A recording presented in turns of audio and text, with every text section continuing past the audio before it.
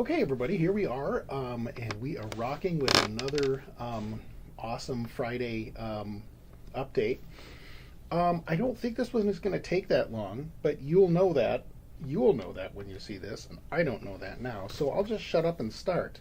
We were in the middle of talking about bullshit scholarship, and this is where we need to get to today to stay on schedule. Um, okay.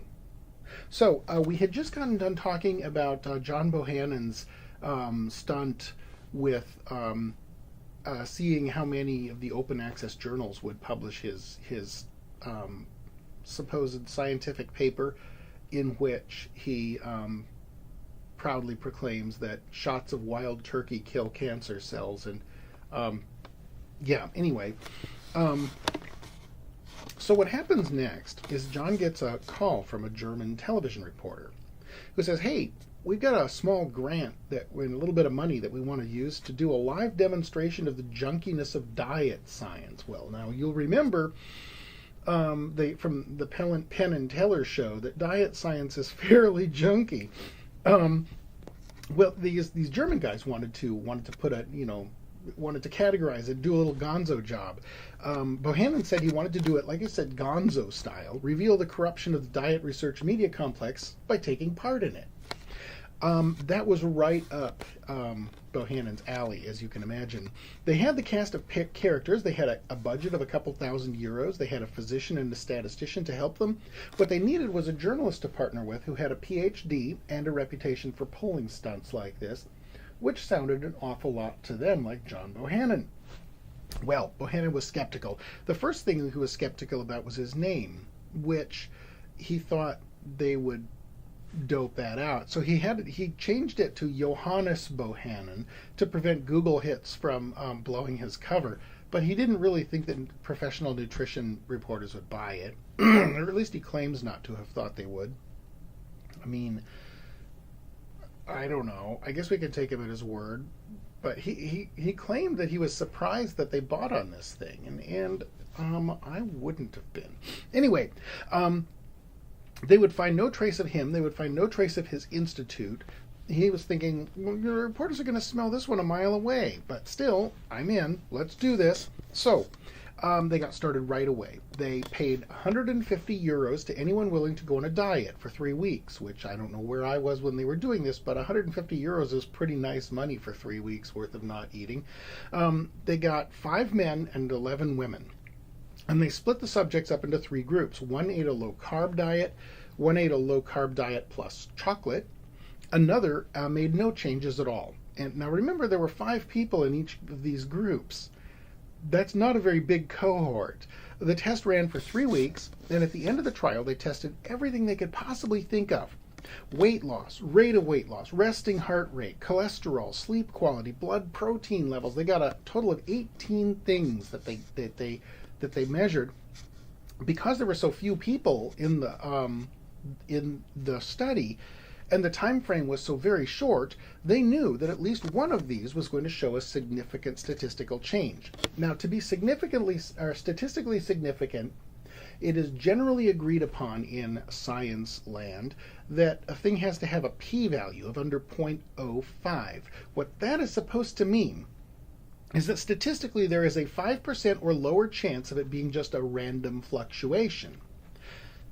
But if you've got 15 people taking 18 tests each, that equals a 275%, or a total of 275% chances, which means that you can expect 13 false positives just doing the numbers.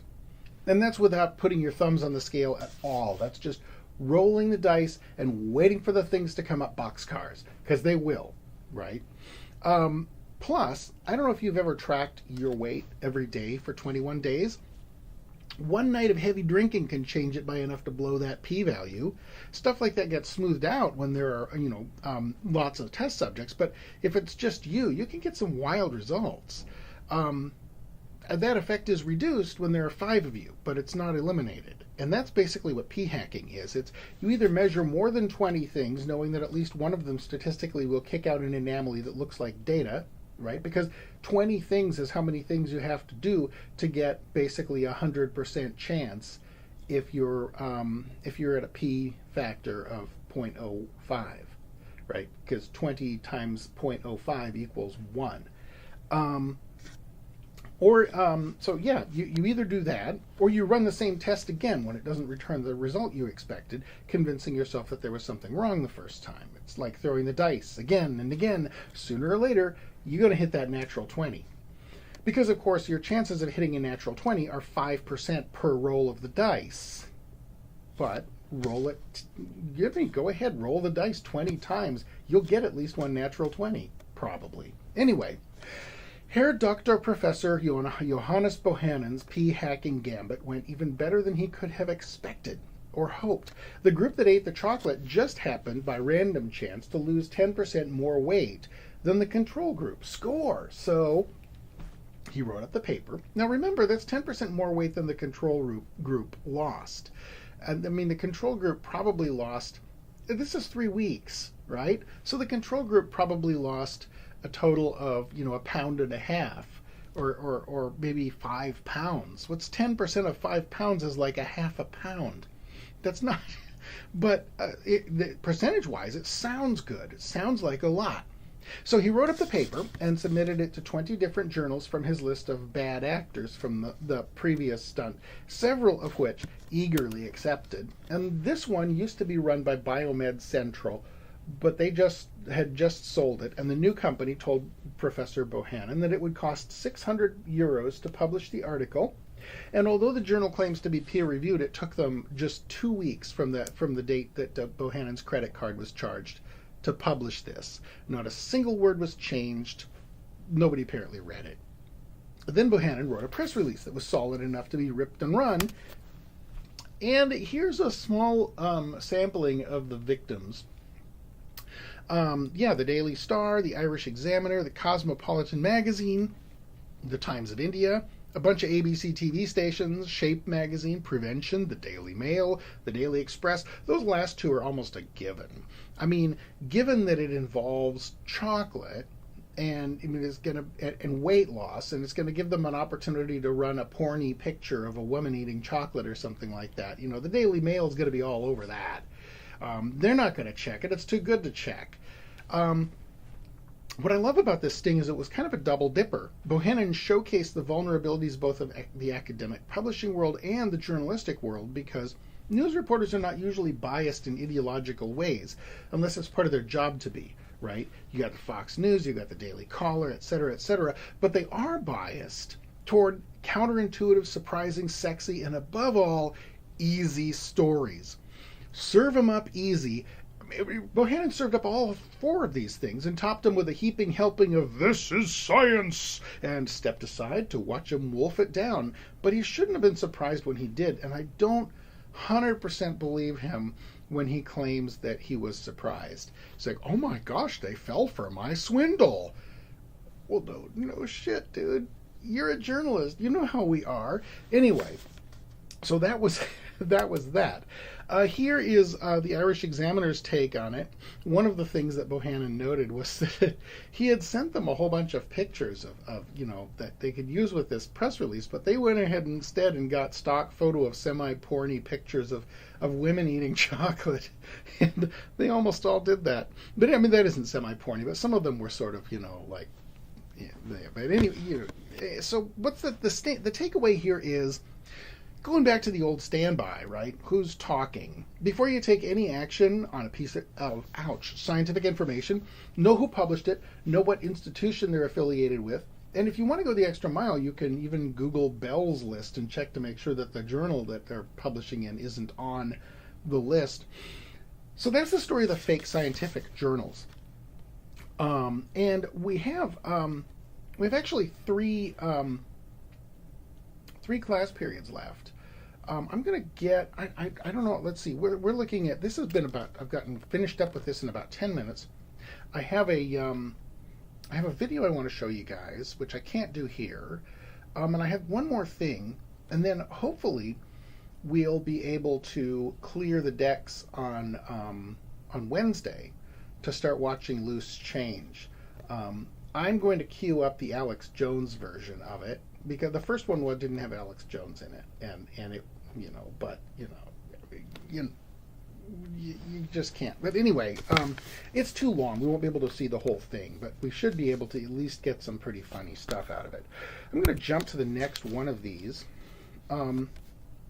which actually I was supposed to have done before this one. So I got these two mixed up somehow. I'm not sure how I managed to pull off that stunt, but let's see. Where are you guys? D.B. Cooper, Penn and Teller. Oh, I see. Peer review. That, I believe, is the one I want. And I was going to do it first, but instead I did it second. Here is that video, which I am not going to inflict on you here because a video of a video is, not so hot. But I'll hit you guys with it on Monday morning when you come in, and you'll get to see John Oliver discussing p-hacking, which is actually rather a treat. That guy is actually able to make almost anything interesting and fun. I'm quite jealous. On the other hand, if John Oliver taught here, he probably would get fired for something. Anyway, yeah. Bullshit scholarship. Okay, so let's talk about the world of scientific inquiry and scholarship and whatnot. In science, almost everything, the perceived wisdom is that the gold standard is a scientific article by a scientific scientist in a peer-reviewed scientific journal. For example, a recent study published it's been a year or two now, in the journal Science, authored by Columbia University political science professor Donald P. Green, formerly of Yale, author of 4 books, and Michael LeCoeur, a PhD candidate at the University of California, Los Angeles, UCLA. Right? It was titled When Contact Changes Minds, an experiment on the transmission of support for gay equality. It found that when gay people went out canvassing with the intent to change people's minds about gay marriage, they not only changed their minds at a surprising rate, but those minds stayed changed. Very arresting and counterintuitive finding. And I'm using it as an example for a reason. We'll have lots more to talk about this article in a little bit. The point is that an article like that is almost a conversation stopper right now. It seems to have it all, right? When somebody tells you that anti-gay people are going to stay anti-gay no matter what you do, you can whip that article out and say, nope, right here it says that it's a myth. It's according to science.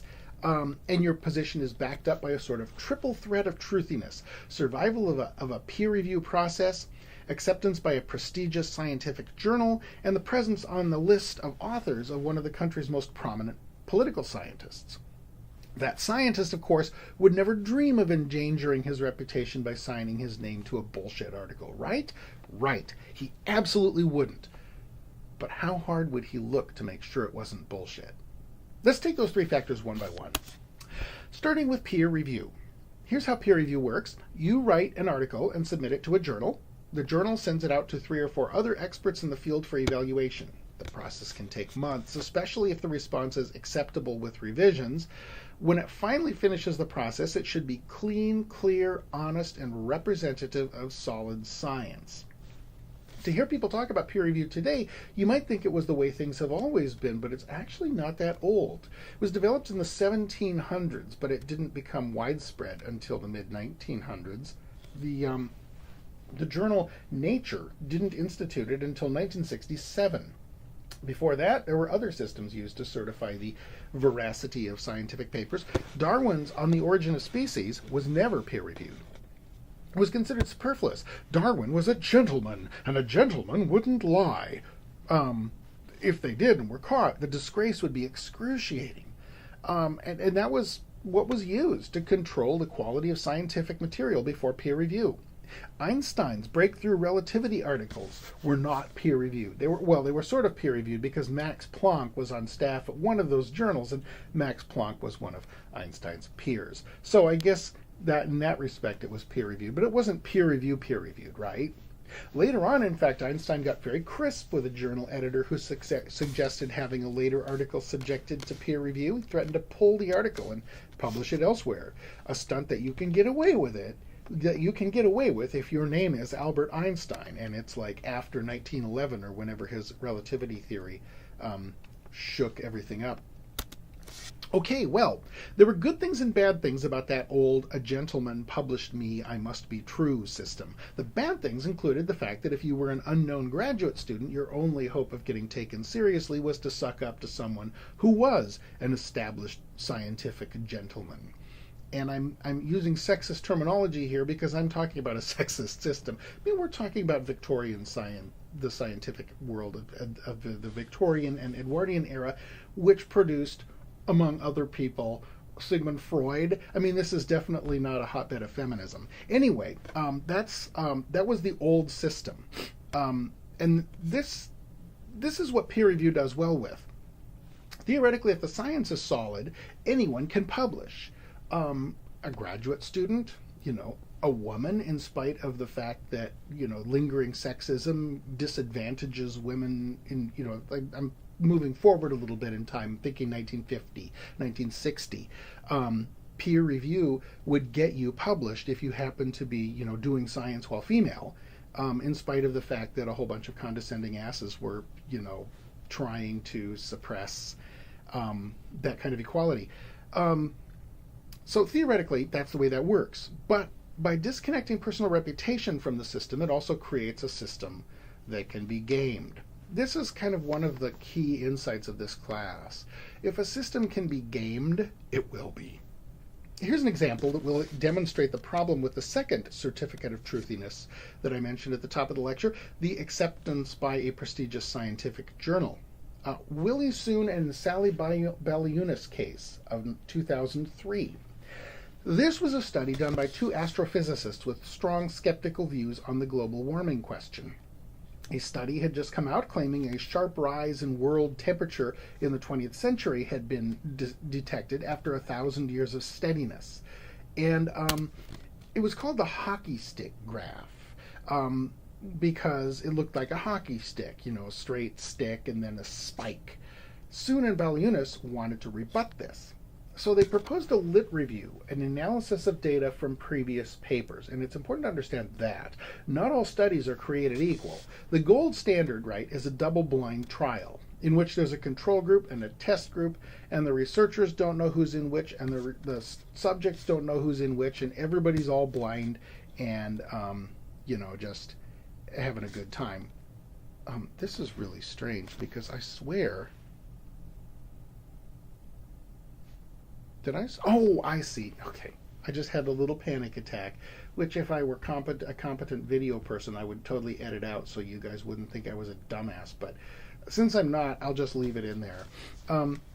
Right. So, gold standard, double-blind trial. The least conclusive kind is the observational study, which is where you just look at stuff, control as best you can for factors you can identify, and see what you can get. A lit review or a meta-analysis is pretty close to the bottom of this hierarchy because when you're not doing new research, you're re-examining lots of old research and compiling it all together. The dangers are the same ones you find in observational studies. There are usually unknown unknowns, stuff that you don't realize you're overlooking, and it screws up your data and you end up drawing incorrect conclusions. You'll find in a worst-case scenario that you've been subconsciously cherry-picking what to look at, essentially card-stacking your argument. Oftentimes there's a pesky troublemaker who will arise after you've published to point this out. In any case, it appears, not surprisingly, that the researchers cherry-picked particular papers that represented their own beliefs about what was really true when they did this observational study because, it's a meta-analysis, right? So they had to get a whole bunch of other people who had studied this issue, and they couldn't get them all because there were too many of them. So they ended up collecting together a group of studies which consciously or unconsciously represented one side of the argument well and the other side of the argument poorly. Okay, innocent or no? I mean, it really, what was startling was how obvious they were about it. I mean, almost as if the card stacking they were doing was deliberate rather than an innocent mistake. But innocent or no, they soon had some very compelling fake numbers to share with the world. And they went ahead and did so through a friendly editor at this journal. Climate Research. This journal did not have an editor-in-chief, just a panel of editors, and that meant that they could sort of shop for whichever one of its house editors would be most friendly to their piece. Kind of like how they were able to sort of shop for whichever previously published papers would best support their conclusions or be easiest to rebut. Their friendly editor sent their collection of friendly studies out to 4 friendly external peer reviewers, and yes, they were friendly because that editor was free to choose which scientists he was going to ask for a review from. Now, you can certainly question whether their actions were in keeping with the spirit of peer review, but all the formalities and conventions required for peer review were followed to the letter. And the study, when it emerged, was outrageously flawed. The journal had to walk it back amid a public relations firestorm. Half its editorial staff quit in protest over the next few months. Not protest over the article, but in protest over the response to it among other editors. Still, armed with a peer-reviewed article written by astrophysicists in a respected scientific journal, apparently debunking global warming as a hoax, you can imagine that certain people who really wanted to believe that got very excited. And once again, this is that market. There's a market for appealing bullshit. If you can convince a person that they really, really can save the world by stealing $1 million and flying off to Bermuda with it, they'll be very happy to have the basically permission to do something they wanted to do anyway. Yeah, so at that point the politicians got very excited and the bullshit nation got underway in earnest. It got mentioned on the Senate floor in opposition to the McCain-Lieberman bill on greenhouse gas regulation. It got used to edit the Bush administration's EPA report on the environment. It was specifically called out as the source document for Vice President Cheney's talking points on this topic. It is still being cited today in non-scientific contexts to argue against climate change. And yet the consensus of the scientific community in response to this thing was overwhelmingly negative. And there's a gazillion studies that show the opposite of what it shows, that don't get trotted out on the Senate floor. So that was one example of the peer review process being followed punctiliously, and yet resulting in nothing more than the certification of bullshit as gospel. Yet that one did self-correct, sort of. Other scientists rallied around, the authors became pariahs, even the journal Climate Research became a disreputable and undesirable place to publish research. But there have been a few other cases as well, and I want to turn now to the one that will demonstrate the real problem with relying on the presence of a great name on the author list of a peer-reviewed study. That's number 3 on our Certificate of Truthiness triple threat list, right? Anyway, this is the study I was talking about at the top of this lecture. The one about changing people's minds about gay marriage. It was published in the journal Science in December 2014. And like I said, it claimed that short conversations with political activists could permanently change people's minds about same-sex marriage. This was a study by Michael LeCoeur, a graduate student at UCLA, working with Donald Green, who was quite a famous professor at Columbia University. These guys here. And what became really obvious later in the story, after all the gun smoke and horse feathers settled out of the atmosphere, was that famous Professor Green's contribution to the paper was essentially nothing. It turned out all he had really done was to lend his name to the show to help LeCoeur get taken seriously. Kind of like how you had to do it back in Darwin's day. Suck up to a gentleman scholar and ride his coattails to respectability. So that should tell you what you need to know about the value of having a prestigious professor's name on a study. It doesn't certify that the professor stands behind the work, just that he was somehow tangentially involved in the process. So let's talk about how this study was done. According to the study, a small army of canvassers went out on door to door, knocking on people's doors and talking to them about same-sex marriage. There were 22 gay ones and 19 straight ones who went out and did this. And they talked to 972 voters, so a reasonably decent-sized cohort. Well, the resulting conversations resulted, according to the study, in large initial effects on changing people's minds. And then a follow-up survey was done by an outfit called Qualtrics, which determined that in cases where the canvasser was gay, those changes persisted and even were spread among other members of the household. At least that's what this published peer-reviewed paper said. And it hit the streets like a box of gelatine dynamite. This American Life did a show on it. The New York Times, Wall Street Journal, Washington Post, LA Times, Vox, all did articles about it. It was on Science Friday with Ira Flatow. It was huge. It made a big impact also on a couple of graduate students at Berkeley who wanted to extend the survey and do a little follow-up work. And so what happened next was things started getting weird. Right from the start, the students started by examining the data in the original article, and they couldn't help but notice some odd things. First, the re-interview rates. They were about 75%. That means the follow-up survey people were able to find and talk to 3/4 of the voters that the canvassers had talked to 3 times apiece over a 6-month period and hit them with a 5-minute survey. And the graduate students had never seen anything like that kind of response. They were used to numbers in the 30s, 36% re-interview rates, etc. Well, they give it a shot anyway. They were like, well, maybe there's something in the water here in, happy hippie California. But their study yielded response rates that were much closer to what they expected. 30, 35, 40% tops. How are they going to get apples to apples data to compare with the original findings if they couldn't get anywhere near the re-interview rates? So they're thinking, okay, we must have missed something. So they called the study authors, who were friendly and helpful, but not helpful enough. They could not tell them what was wrong. So they're like, well, maybe there's something magical that the Qualtrics people were doing, a special phone script, something like that. So they call up Qualtrics. And Qualtrics' response, would like to be a fly on the wall. They were like, we don't know anything about that survey. So they called up the Columbia professor, Donald Green, who got extremely worried and called some colleagues out here on the West Coast and then hopped on an airplane and got to the scene, because obviously all of a sudden it was looking like his reputation was about to get hung out to dry. Well, the colleagues talked to Lacour, the graduate student who claimed he had worked with Qualtrics, and he said, oh, yeah, I accidentally deleted all the data. They're like, oh, well, that's great. That's no problem. We'll take care of that. Qualtrics keeps copies of stuff like that. And he's like, well, I kind of made it all up. He literally sat in front of his computer, pretending to watch the returns come in and typing gibberish into it. It was a total fake-up. Now, if you think about it, here's what that graduate student did. He fabricated raw data out of whole cloth before plugging it into his analysis so that he could control the outcome. Garbage in, garbage out.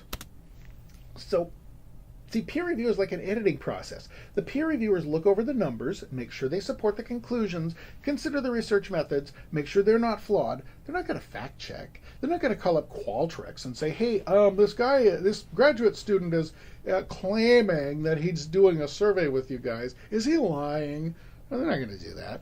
Lacour banked on them not doing that. His goal appears to have been to publish something so startling that it would give him a national reputation that he could parlay into his dream job, which it did. Within a few months of the study's publication, he had accepted an offer from a little old institution on the eastern seaboard that you may have heard of once or twice, this one. So, the swindle should have worked. It's worked before. I personally guarantee that this has been done before by smarter people. Why did he get busted? He got busted because he hadn't done enough similar studies to know what was reasonable to expect in terms of response rates. He faked up data that looked faked up. That's why he got busted. If he would have faked up data that looked like real data, if it hadn't been for that stupid rookie mistake, he would have gotten away with this. And two things would have happened then. First, he would be living in New Jersey right now, right? Living the dream as an assistant professor at Princeton. And secondly, there would be a peer-reviewed academic study with the best possible credentials, authored by a former Yale professor now tenured at Columbia with a rising star professor at Princeton University, claiming something that was demonstrable bullshit. It would be demonstrated as bullshit almost immediately when the new study by the Berkeley guys failed to replicate its results. That's what they were doing. That's what they were starting on when they stumbled over Lacour's rookie mistake, his data that looked fake. Had they not choked on that data right away, had Lacour plugged in fake numbers that were less obviously fake numbers, more in line with what the reality of survey participant rates, their study would have ground on for a year or two. Replication would have failed. No one would ever have been able to say why. It would have been like, well, it was kind of a weird time, right? Measure 8 or Proposition 8 or whatever was going through in California. Everybody was very excited about it. It must have just been a golden moment in cultural history that this study just happened to catch.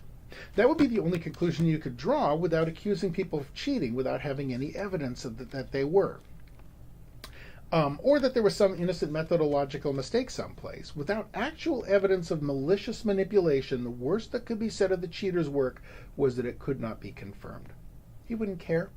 He'd be a tenured professor at Princeton University. Instead, of course, the job offer was rescinded after the article was exposed. Now, right, seriously, this is like the Janet Cook thing. Because, this is happening. How many groundbreaking, world-shaking, counterintuitive, wish-it-were-actually true academic studies do you think are out there right now that have been engineered like this? The smart cheater never would have made that stupid mistake with the data. How many cleverer cheaters do you think are out there working this scam right now? Can't really know for sure, but circumstantial evidence is not encouraging on that point. Something else is, though, very encouraging about the future of peer-reviewed studies. I'm talking about actually Daniel Kahneman, the author of our textbook that we're working through right now, who, by the way, is also a professor at Princeton, which could have generated some fairly serious awkwards if Lacour had actually been hired there. Kahneman's the guy the heuristics guy, right? And late in 2012, he sent out an open email to researchers who work in social priming. That's the study of the subtle cues that can change behavior, as I've mentioned, like the ones that show that people who hold a heavy clipboard while they're interviewing people take their jobs more seriously than people who hold light clipboards. Kahneman had started to notice a lot of studies of priming effects were failing replication. And he was worried about a train wreck looming for psychology because of general doubts over the robustness of the research being done in it, which, that's fair, I would have to say. Several well-known and frequently cited priming studies had failed in replication attempts. Other psychologists had started actually claiming unreplicability was not a problem. And that's a problem right there. How do you claim your scientific results are scientific when you don't consider it valid to subject them to scientific scrutiny? But more troublesome than that, to Kahneman, was the fact that the reduced emphasis on replicability was resulting in some spectacular and embarrassing fraud. This is a Dutch gentleman who named Diederik Stapel, who published a bunch of eye-opening studies that turned out not to be particularly well pedigreed. There was one, for instance, that showed that neat, orderly people were less likely to be racists. I'm sure it's a sheer coincidence how neat and orderly those books are on the shelf behind him. The anti-replication thing made it a lot easier for guys like this to cover their tracks. The committee that investigated Stapel and busted him wrote, quote, "Whereas these excessively neat findings should have provoked thought, they were embraced. People accepted, even if they even attempted to replicate the results for themselves, that they had failed because they lacked Mr. Stapel's skill." Classic super trucker right there. So this was going on, and Kahneman was getting worried, and so he pitched this idea of a daisy chain of replications to address it. Getting that going probably turned out to be a serious cat herding exercise. For that or for some other reason, there hasn't been much done on the subject since 2012, but Kahneman is now leading a small circle of academics who are wading into this stuff, and they are striking terror into academic fakes everywhere. They've already unmasked a bunch of probably fakes, including some that Kahneman included in his own book. So, there's blood being drawn here, and some of it's Kahneman's. But he's still going at it because, he's kind of necessary. But this was the first one, and I told you guys about this one. This one was kind of funny. The one that claimed people became more likely to vote Republican after seeing a U.S. flag. So they went after that one. It turned out to be non-replicatable. But of course it thrived under the full rigor of the peer review process and was published in Psychological Science. And of course, subsequently on conservative news sources like Fox News and the Drudge Report and whatnot, all of which pointed to it as established fact because science, a peer-reviewed scientific study that says my favorite political party is more country-lovey than yours.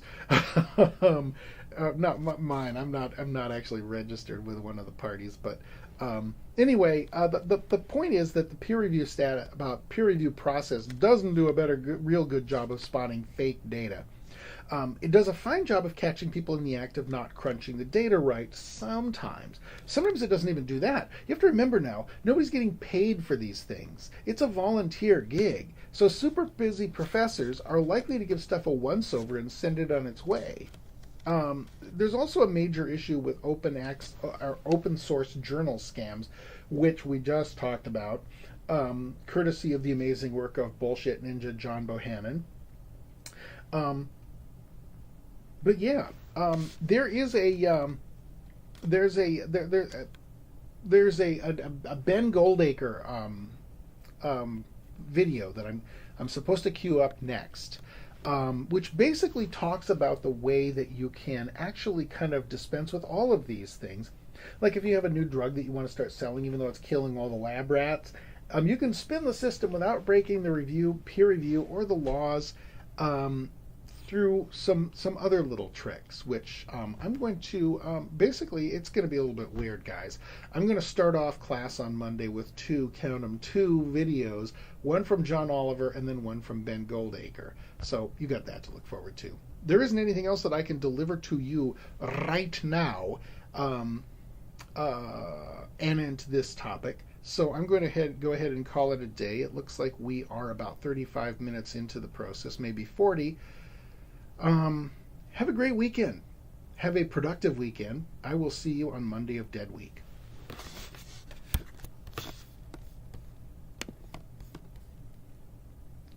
Bye.